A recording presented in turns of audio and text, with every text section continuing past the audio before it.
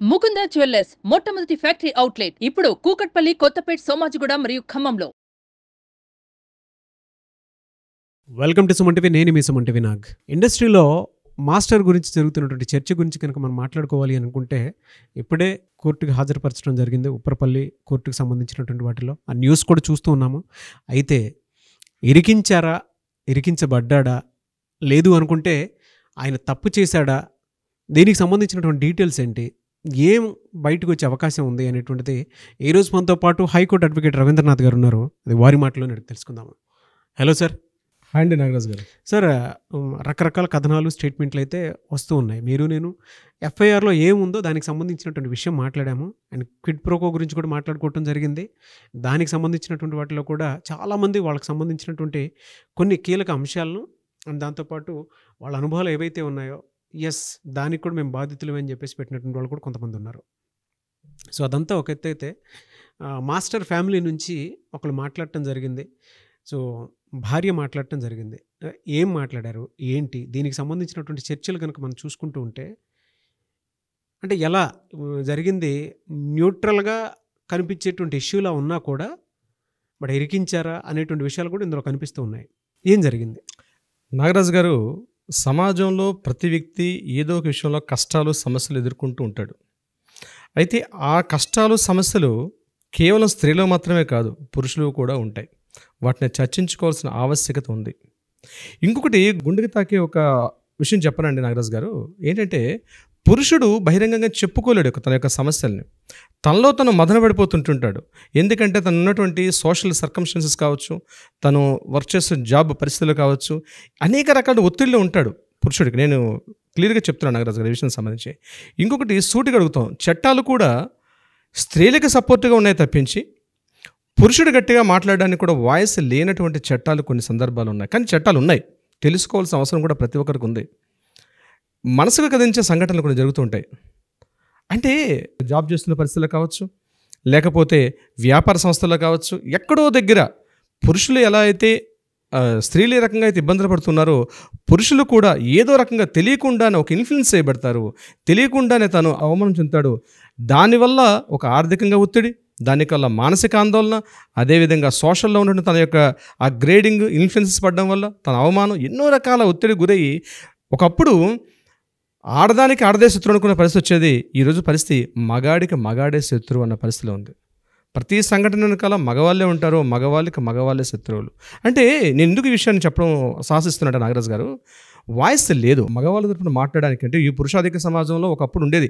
80s తర్వాత ఉన్నటువంటి రకరకాల సిచ్యువేషన్స్లో ఈరోజు వాళ్ళకి సపోర్టింగ్గా చట్టాలు, అనేక రకాల యాక్ట్స్, జీవోలు చాలా ఇంప్లిమెంట్ అయినాయి. కానీ పురుషుడికి సమానత్వంగా పురుషుడికి కావాల్సిన వాయిస్ పెంచే పరిస్థితి ఇదే కానీ కంటిన్యూ జరిగితే చాలా ఇబ్బందులు ఎదుర్కొనే పరిస్థితి కూడా వస్తుంది.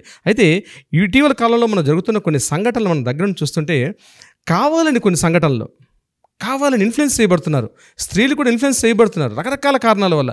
నేను మీతో కొన్ని చెప్పే ప్రయత్నం చేస్తాను నాగరాజ్ గారు. ముఖ్యంగా పర్సనల్ గెయిన్స్ కోసం స్త్రీలు ఏ రకంగా ఇన్ఫ్లుయెన్స్ చేస్తున్నారు పురుషుల్ని, నేను కొన్ని లిస్ట్ నేను ప్రిపేర్ చేసుకున్నాను, మీతో షేర్ చేసుకుంటే నేను చాలా స్టడీ చేస్తున్నాను నాగరాజ్ గారు. అంటే సంఘటనని నేను ఓన్లీ ఏదో వన్ సైడ్ కాకుండా న్యూట్రల్ సైడ్లో ఉండి ఒక డ్రోన్ అయితే నేను స్టడీ చేయడం వల్ల నాకు కొంత కొత్త విషయాలు బయటపడుతున్నాయి.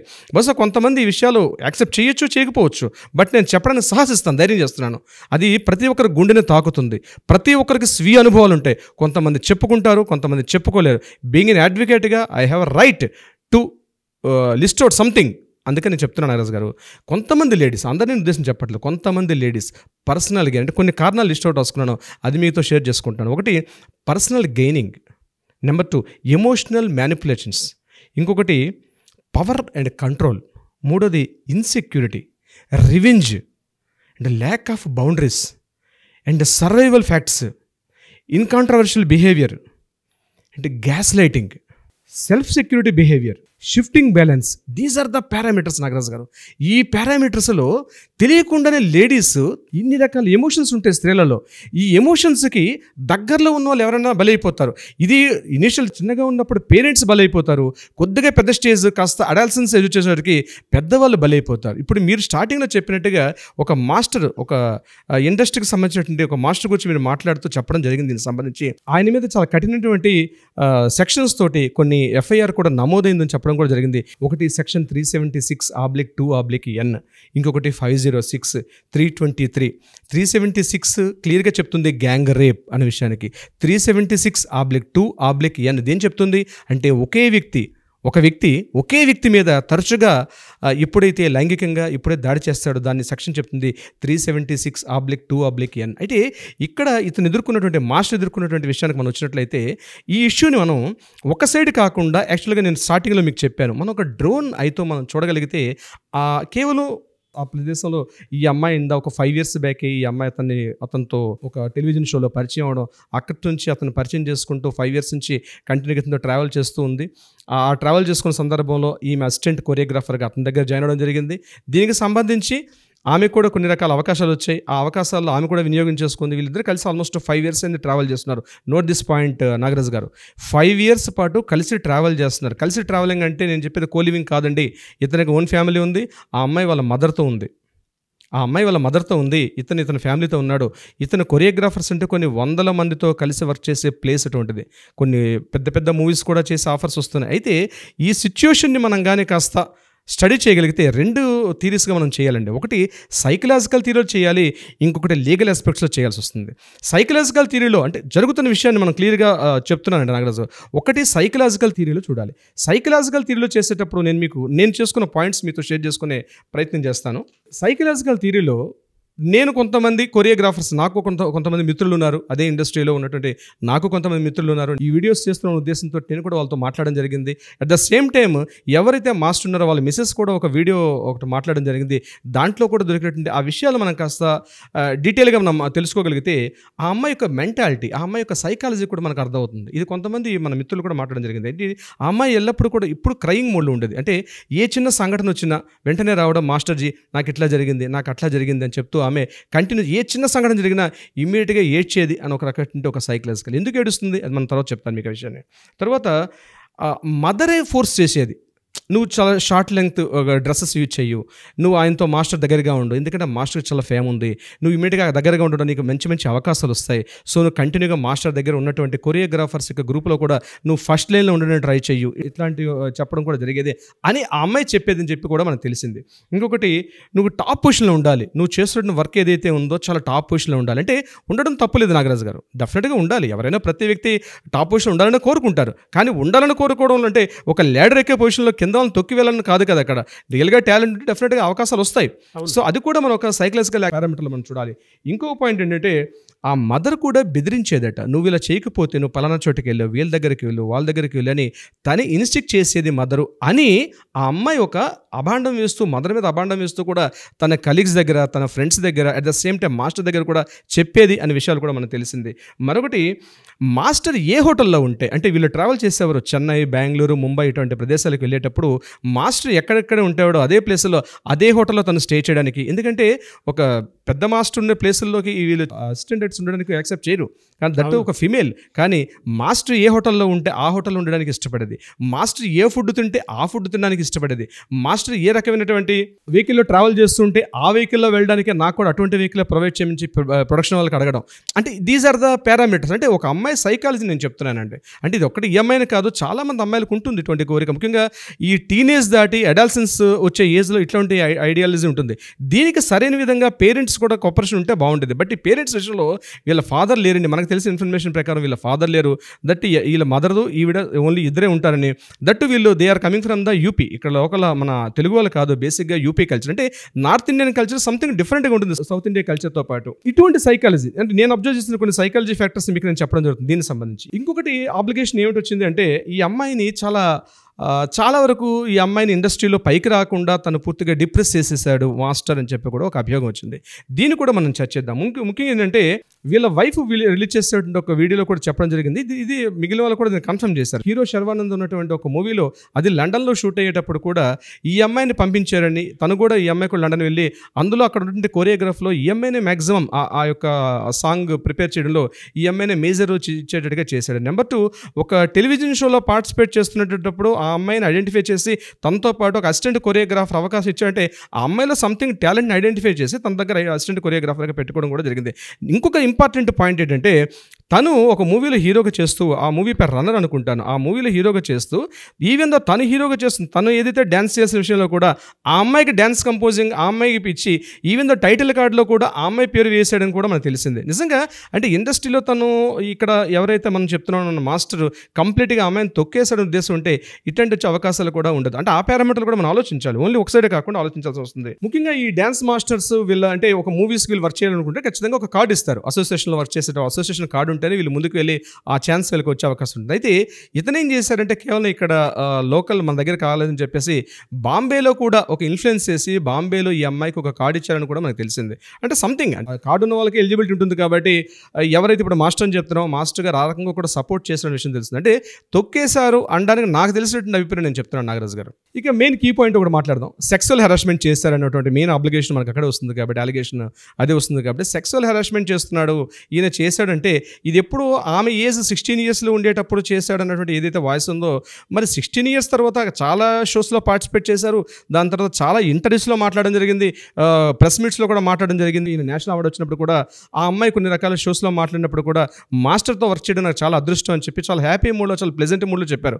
ముఖ్యంగా హెరాస్మెంట్ గురైనటువంటి స్త్రీ, ముఖ్యంగా ఫిజికల్ అట్లాంటి ఏమైనా ఆబ్లిగేషన్స్ ఉన్న స్త్రీలు ఈ రకమైనటువంటి యాటిట్యూడ్స్ ఉండే అవకాశం అయితే తక్కువ నాగరాజు గారు, నాకు తెలిసిన ఇన్ఫర్మేషన్ చెప్తున్నాను. ఇంకొకటి బెదిరింపులు, రేప్ అనే ఒక వర్డ్ కూడా వచ్చింది. అంటే సెక్షన్ 506 ప్రకారం తన మీద బెదిరింపులు చేశారు రేప్ అనుకునేటప్పుడు. అయితే నేనేమంటానంటే ఇవన్నీ ఈ పారామీటర్స్లో మాట్లాడుకునేటప్పుడు వాళ్ళకి ఒక యాక్ట్ ఉంటుంది, పోస్ట్ యాక్ట్ ఉంటుంది, వాళ్ళు వర్క్ చేస్తున్న ప్లేస్లో వాళ్ళకి ఒక అసోసియేషన్స్ ఉంటాయి. అసోసియేషన్లో ఇవి ఫస్ట్ ఇన్ఫార్మ్ చేయాల్సిన అవసరం అయితే ఉంటుంది. డెఫినెట్గా ఇన్ఫార్మ్ చేసి అక్కడ నుంచి ఒక కమిటీ ప్రకారం వెళ్తే బాగుంటుంది. బట్ 4-5 ఇయర్స్ అయిన తర్వాత ఇది ఎంతవరకు ఇటువంటిది కరెక్ట్ అనడం కూడా, ఎందుకంటే నేను అదేనండి ఫస్ట్ ఇండస్ట్రీ వాళ్ళకి చెప్పి దాని తర్వాత ఒక క్లారిటీకి వచ్చి ఈ రకంగా చేసుంటే బాగుండేది అని ఎగ్జాక్ట్లీ ఆలోచన. ఇప్పుడు నేను ఫస్ట్ చెప్పినట్టు కొన్ని మైండ్ అంటే ఎటువంటి ఇంటెన్షన్స్ ఉంటాయి, ముఖ్యంగా లేడీస్ అందరికీ ఉంటాయి నేను చెప్పలేదు, ఎవరెవరికైతే ఇట్లాంటి ఇంటెన్షన్స్ ఉంటాయో, అంటే ముఖ్యంగా ఒక పబ్లిక్ ఫిగర్ ఒక సెలబ్రిటీ మీద ఉండేటప్పుడు అంటే ఫస్ట్ కావాలని కోరుకుంటారంటే. మీకు ఎగ్జాంపుల్ చిన్నప్పుడు చెప్తానండి, సైకలాజికల్గా నాగరాజు గారు చిన్నప్పుడు నాన్నగారు ఇంటికి వస్తారు, వస్తే ఏం చేస్తారంటే ఏదో స్వీట్ ప్యాకెట్ తీసుకొస్తారు, స్వీట్ ప్యాకెట్ బాక్స్ తీసుకొచ్చినప్పుడు అందులో ఒక స్వీట్ ఇస్తారు, మిగిలిన స్వీట్స్ ఎక్కడ అమ్మ ఏం చేస్తారంటే ఎక్కడ బాక్స్లో పెడుతుంది. కానీ ఏం చేస్తారు అబ్బాయి నాకు ఇంకో 2 కావాలని చెప్పి గట్టిగా మారం చేస్తాడు. మారం చేసి ఏం చేస్తాడు, మారం చేసి ఊరుకోడైనా కింద పడి కొడతలాడుతాడు, తను రకరకాలుగా దొరులుతాడు, కొరులుతాడు, రకరకాల అరుస్తాడు, ఏడుస్తాడు, రకరకాల ఎమోషన్స్ ఎక్స్ప్రెస్ చేస్తాడు. చివరికి ఏం చేస్తాడంటే అమ్మాయి ఎంతో గంట పోయిన తర్వాత అమ్మ ఇచ్చిన స్వీట్ తీసుకుంటూ పోతారు. ఇది నేను ఎగ్జాంపుల్ ఎందుకు చెప్పాల్సి వచ్చిందంటే మైండ్ డైవర్షన్ చేయడం. అంటే సైకలాజికల్ థియరీలో ఏం చెప్తారంటే ఒక పర్సన్ యొక్క మైండ్ డైవర్షన్ చేసే థియరీ ఎమోషనల్ ట్రాప్ చేయడం. ఎమోషనల్ ట్రాపింగ్ అనేది మనకి చైల్డ్హుడ్లోనే మన ప్రతి మనిషికి ఉంటుందండి. అయితే పెద్ద అయిన తర్వాత తనకున్న పరిసరాలు దీనివల్ల ఆ ఎమోషన్స్ మారుతాయని చెప్పి సిగ్మండ్ ఫ్రైడ్ ఎప్పుడో ఈ విషయం గురించి చెప్పడం జరిగింది. అయితే నాగరాజు గారు మనం గడిచిన వీడియోలో మనం ఒక వీడియో చేసాం, ఏదైతే ఎఫ్ఐఆర్లో ఉన్నటువంటి సెక్షన్ సంబంధించి మనం మాట్లాడడం జరిగింది. అయితే ఇప్పుడు నేను సెకండ్ వర్షన్ చెప్తున్నాను. యాక్చువల్గా ఏం జరిగింది గడిచిన 2 రోజుల్లో మనం పూర్తిగా కొంత స్టడీ చేసాం, మనకున్నటువంటి నాలెడ్జ్ ప్రకారం కొంత స్టడీ చేసాం, కొంతమందితో మాట్లాడడం జరిగి యాజ్ బీయింగ్ అన్ అడ్వకేట్గా అప్పుడు నేను చెప్పడం జరిగింది, ఇప్పుడు కూడా అడ్వకేట్గా చెప్తున్నాను. బట్ ఏంటంటే ఒక డ్రోన్ ఐడి అంటాం, డ్రోన్ ఐ ప్రకారం ఏం జరిగింది, ఒక సైడ్ కాకుండా ఏం జరిగి ఉండొచ్చు అన్నది మనం కొంత ప్రిడిక్ట్ చేసి చెప్పడం జరుగుతుంది. As a true or wrong అనేది న్యాయస్థానాలు కోర్టులు అవన్నీ కూడా డిసైడ్ చేస్తాయి. అయితే ఇక్కడ నేను చెప్పేది అంటే పురుషులు తమ వర్క్ చేస్తున్న ప్లేసుల్లో తెలియకుండానే ఒక ఇన్ఫ్లుయెన్స్ చేయబడుతున్నారు, ఇబ్బందులకు గురవుతున్నారు. అయితే మీకు లీగల్గా ఒక పాయింట్ చెప్పాలి. చాలామంది ఏమనుకుంటారంటే పోష్ యాక్ట్ అంటారు, అంటే prevention of sexual harassment 2013 act ప్రకారం ఈ మధ్య చాలా మాట్లాడుకుంటున్నారు. ఇటీవల చాలా మంచిదే, అలా మాట్లాడుకోవాలి కూడా. ప్రతి సంస్థలో కూడా ఒక ఐసీసీ ఇంటర్నల్ కోర్ కమిటీ ఒకటి ఏర్పాటు చేయాలి. ఆ కోర్ కమిటీలో ఒక 10 మంది సభ్యులు ఉండాలి. ఆ 10 మంది సభ్యులు కూడా ఇటువంటి యాజిటేషన్స్ కంప్లైంట్స్ ఏమైనా వస్తే ఖచ్చితంగా అక్కడ ఇన్ఫార్మ్ చేయాలన్నటువంటి ఒక థియరీ ఉంది. దాని ప్రకారంగా ప్రతి చిన్న సంస్థ అయినా పెద్ద సంస్థ అయినా మినిమం 10 మెంబర్స్ ఎక్కడ వర్క్ చేస్తున్న ప్లేస్ ఎక్కడున్నా సరే అక్కడ ఒక పోష్ యాక్ట్ ప్రకారం ఒక కమిటీ ఏర్పాటు చేసుకొని చెప్పారు. కానీ ఇంట్రెస్టింగ్ పాయింట్ చెప్తున్నాడు Nagaraju garu, POSH act is not only for the womens, males కూడా. This is for males also, not only for the womens. ఇక్కడ జెండర్ ఈక్వాలిటీ అని మాట్లాడుతున్నారు. జెండర్ ఈక్వాలిటీలో డెఫినెట్గా మేల్స్ కూడా, ఎక్కడైనా మేల్స్ కూడా ఇటువంటి హెరాస్మెంట్ గురైతే డెఫినెట్గా కంప్లైంట్ చేయాలి. ఇది ఒక చట్టం మనకుంది, 2013 prevention of sexual harassment act అక్కడ మనకు కూడా ఉంది. చాలామంది తెలియట్లేదు. ఇది సోకాల్డ్ అనుకునే పెద్దవాళ్ళందరూ కూడా మీడియాకు వచ్చి మాట్లాడుతున్నారు. ప్రతి ఒక్కరు ఇది కేవలం ఉమెన్స్కే ఉంది, మా ఉమెన్స్కి ఏదో జరిగిపోతుంది మాట్లాడడం కాదు, పురుషులకు కూడా ఉంది ప్రివెన్షన్ ఆఫ్ సెక్సువల్ హెరాస్మెంట్. అక్కడ క్లియర్గా యాక్ట్లో ఉంది. యాక్ట్ ఒకసారి తీసి చదవండి. ఈ రోజు ఎవరైతే మాట్లాడుతున్నారో వాళ్ళకి నేను క్లియర్ చెప్తున్నాను, రండి కూర్చుందాం డిబేట్కి. డెఫినెట్గా అందులో రాసి ఉంది, మేల్ విషయంలో కూడా ఉంది అక్కడ జెండర్ ఈక్వాలిటీ అంటారు. మేము కూడా మాకు పురుషులతో ఈక్వల్గా కావాలనుకునేటప్పుడు మేల్స్ కూడా చాలా సఫర్ అవుతున్నారు. డెఫినెట్గా వాళ్ళకు కూడా యాక్ట్ వర్తిస్తుంది. ఇది ఫస్ట్ కంప్లైంట్ చేయాల్సింది ఏ సంస్థ ఉన్నా, అది సాఫ్ట్వేర్ సంస్థ, ఇంకొక సంస్థ కాదు. ఎక్కడైనా పురుషులు ఇట్లాంటి హెరాస్మెంట్కి గురైతే ఫస్ట్ మీరు కంప్లైంట్ చేయండి. ఆ కంప్లైంట్ కాపీతో మమ్మల్ని సంప్రదిస్తే మేము డెఫినెట్గా ఫైట్ చేస్తాం. కానీ చట్టాలు చాలా మారాల్సిన అవసరం ఉంది. యాక్ట్స్ సరిపోవు పురుషులు సంబంధించి, కానీ మారాల్సిన అవసరం వస్తుంది. బహుశా దాని మీద చాలామంది మేధావులు చర్చలు చేస్తున్నారు. తొందరలోనే దీనికి సంబంధించిన చట్టాలు కూడా మారుతాయి. ఇది కాకుండా నేను ఈ సంబంధించిన మీరు మాస్టర్ సంబంధించి ఏదైతే మాట్లాడుతున్నారో క్లియర్గా చెప్తున్నాండి. ఒకవేళ కోర్టులు ఇవి కేవలం అలిగేషన్స్ మాత్రమే, ఇవి కేవలం అప్లికేషన్స్ మాత్రమే. అలిగేషన్స్ ప్రూవ్ అవ్వాలి. ప్రూవ్ అయిన తర్వాత మాత్రమే శిక్షలు. నేను మీడియాకి చెప్తుంది ఒకటే, సెలబ్రిటీ మీద దుమారైనప్పుడు అందరూ కూడా ఏదో జరిగిపోతుందని చెప్పేసి ఏదో జరిగిపోయింది, ఆయన కేవలం ఒక ఆ నేరారోపణ చేయబడిన వ్యక్తి మాత్రమే.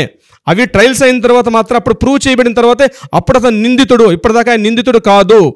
అప్పటి వరకు గుర్తుపెట్టుకోండి, ఆయన కేవలం నేరారోపణ చేయబడిన ఒక ఎక్యూజ్డ్ క్యాండిడేటే. ఆయన పూర్తిగా చేసిన వ్యక్తి కాదు, దోషి కాదు. ఇది గుర్తుపెట్టుకోవాలి. దీనివల్ల మానసిక ఒత్తిడి, ఒక ఆందోళన, ఒక స్ట్రెస్ తెలియకుండానే పబ్లిక్లో డిఫేమ్ అవడం. ఈరోజు సెలబ్రిటీ జరిగింది కాబట్టి మాట్లాడుకుంటున్నాం నాగరాజు గారు. ప్రతి సంస్థలో జరుగుతుంది, ప్రతి గల్లీలో, ప్రతి కాలనీలో, ప్రతి ఆఫీస్లో కూడా జరుగుతున్న ఇట్లాంటి హెరాస్మెంట్స్ కావాలని చేసి చాలామంది చేసినటువంటి మహిళామణులు చాలామంది ఉన్నారు. కొంతమంది మహిళామణులు కావాలని చేస్తూ ఉన్నారు. దీనికి సంబంధించి నాగరాజు గారు ప్రత్యేకంగా చెప్తున్నారు. దీనికి సంబంధించి ఏదైతే ఉన్నాయో ఒకవేళ జరిగితే సెక్షన్ 499, సెక్షన్ 400 పరువు నష్టం దావా వేయండి, బయటికి తీసుకురండి. సెలబ్రిటీస్ కూడా అవకాశం ఉంది. ఈరోజు మీకు ఉన్నటువంటి పబ్లిక్ ఫేమ్, ఈరోజు డిఫేమ్ జరిగినప్పుడు మీకు సెక్షన్ 499, 500 ఉంది. మీకు ప్రొటెక్షన్ యాక్ట్ ఉంది. మీకు డెఫినెట్గా మీరు కూడా చేయొచ్చు. ఇలా సార్, అంటే మీరు ఇందాక ఒక్కొక్క ట్రాప్ అన్నారు కదా, ఆ ఎక్స్‌ప్లాయిటేషన్ అనేది ఎలా చేస్తారు? అంటే దానికి సంబంధించి మనం ఒక డీటెయిల్గా ఇప్పుడు అవుట్లైన్స్ మనం ఇచ్చాం. అంటే ఎలా ఉంటుంది లీగల్ సైకాలజీ పారామీటర్లో మనం మాట్లాడాం. అయితే నేనేమంటున్నానంటే, మీరు ఏది అడిగారో ఈ సమయభావం వల్ల ఈ వీడియోలో మనం మొత్తం చెప్పుకోలేం కాబట్టి డెఫినెట్గా పార్ట్ 2 చేద్దాం.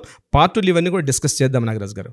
జనరల్గా ఎవరైనా ఎక్స్‌ప్లాయిటేషన్ చేసేటప్పుడు ఏ విధంగా చేస్తారు అనుకునేటువంటి ఆలోచన ప్రతి ఒక్కరికి ఉంటుంది. అంటే మనం ట్రాప్లోకి వెళ్ళిపోకుండా ఉండాలి అంటే ఏం చేయొచ్చు, ఎదుటి వాళ్ళ బిహేవియర్ని ఎలా కనిపెట్టాలి అనేటువంటి విషయం కనుక మీరు తెలుసుకోవాలి అనుకుంటే, పార్ట్ 2 వీడియో కావాలి అనుకుంటే మాత్రం కింద కామెంట్ బాక్స్లో డెఫినెట్గా పోస్ట్ చేయండి. దానికి సంబంధించి అంటే తెలుసుకోవాలి అనుకుంటే, ఎందుకంటే ఉన్న వీడియోలోనే సమయభావం తక్కువ ఉంది కాబట్టి దానికి సంబంధించి సో లీగల్గా కూడా కొన్ని పారామీటర్స్ ఆ సమయంలో మనం ఎలా తెలివిగా ఉండాలనేటువంటి విషయం కూడా తెలుసుకోవడానికి ఉంటుంది. సో కమింగ్ టు దాన్ని, అంటే ఇలా చాలామంది ఒక్కొక్క సోషల్ హెరాస్మెంట్కి గురవుతున్నటువంటి వాళ్ళు ఉన్నారు. ఇప్పటికీ చాలామంది చెప్పుకోలేనటువంటి వాళ్ళు. మీరు వీడియో స్టార్టింగ్లోనే చెప్పారు, కొంతమంది మగాళ్ళు చెప్పుకోలేరు, ఏడ్స్తూ ఉంటారు, బాధపడిపోతుంటారు. అటువంటి వాళ్ళు మిమ్మల్ని పర్సనల్గా అప్రోచ్ అవ్వచ్చా, అపాయింట్మెంట్ తీసుకోవచ్చా? డెఫినెట్గా నాగరాజ్ గారు, కింద మనం ఆల్రెడీ స్క్రోల్ అవుతున్నటువంటి నెంబర్, డిస్ప్లే అవుతున్న నెంబర్ని కాంటాక్ట్ చేయగలిగితే డెఫినెట్గా మనం వాళ్ళకి ఎవ్రీథింగ్ ఈజ్ ట్రూ అనుకుంటే, లేదా ఎటువంటి సహాయం కావాలనుకున్నా, న్యాయ సహాయం కావాలనుకున్నా డెఫినెట్గా కాంటాక్ట్ చేయగలిగితే మనం సపోర్ట్ చేద్దాం. Thank you so much Ravindranath garu. Thank you so much Nagaraj garu. So అదండి, మీకు ఏదైనా లీగల్ అవేర్నెస్కి సంబంధించినటువంటి నాలెడ్జ్ కావాలనుకున్నా, లేదంటే అపాయింట్మెంట్ త్రూ కనుక మీరు మీకు ఉండేటువంటి ప్రాబ్లమ్స్ని సాల్వ్ చేసుకుందాం అనుకున్నా కూడా స్క్రీన్ మీద మీకు రవీంద్రనాథ్ గారి కాంటాక్ట్ నెంబర్ కనిపిస్తుంది. దాన్ని మీరు కాలర్ మెసేజ్ వాట్సాప్ చేసి అపాయింట్మెంట్ తీసుకోవచ్చు. అండ్ ఏ దానికి సంబంధించిందైనా సరే అప్డేట్ కావాలనుకున్నప్పుడు మాత్రం డెఫినెట్గా మీకు ఏదైనా డౌట్స్ ఉంటే కింద కామెంట్ బాక్స్లో పోస్ట్ చేయండి, వాటి మీద మేము వీడియోస్ చేస్తాము. Thank you.